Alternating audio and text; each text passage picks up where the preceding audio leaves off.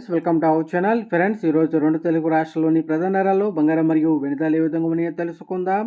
అంతకు ముందుగా మంచి మీకు ఒక రిక్వెస్ట్, మా వీడియోని ఇంకా లైక్ చేయకపోతే లైక్ చేయండి.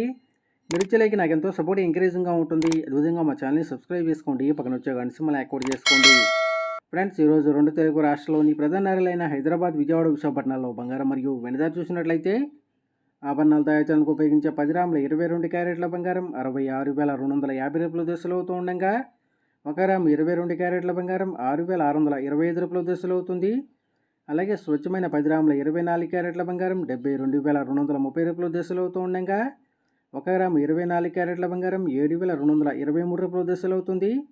అలాగే 1 కేజీ వెండి 95,500 రూపాయల దశలు అవుతూ ఉండగా గ్రాము వెండి 95 రూపాయల 50 పైసల దశలు అవుతుంది.